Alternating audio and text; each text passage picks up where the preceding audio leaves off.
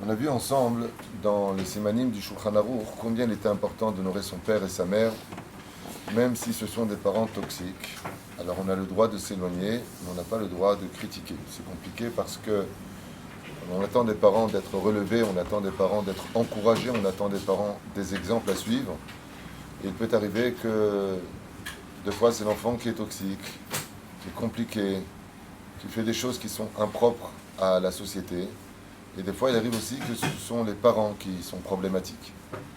Azma ou Adin, dans la halakha qu'on va étudier, Avuvno, Shem, Bektata ou Bekas. Si maintenant on prend l'exemple d'un père et d'un fils qui sont en conflit, qui sont fâchés l'un contre l'autre, ou qui ont du mal à s'entendre, Mamash, Kevan, Shem, Mitkotetim, étant donné qu'ils sont souvent en guerre, Mutav, Shelo, Iyu, Yardav. Il est préférable pour l'enfant de ne pas vivre avec les parents dans ce cas-là. Ils peuvent s'arranger. On ne parle pas d'un enfant de 10-12 ans, il ne va pas aller nulle part. On parle d'un enfant qui est devenu adulte et très souvent, on oublie des fois que nos enfants ils grandissent. Et le pire, c'est quand ils grandissent mal, sous l'influence de certaines personnes ou de substances dans lesquelles ils sont addicts, comme la drogue et autres, où ils ne sont plus vraiment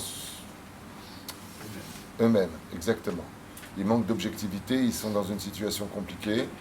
Alors bien sûr qu'on va les aider, mais le respect des parents reste toujours en vigueur, malgré tout.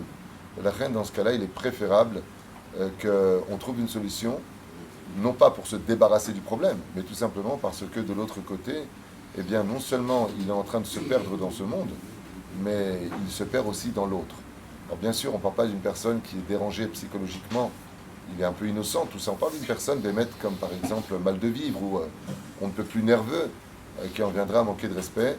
Il y a une mitzvah dans ce cas-là de s'éloigner, non pas pour se débarrasser l'un de l'autre, mais pour garder cette magnificence du respect des parents. C'est vraiment rater pas tout dans la vie.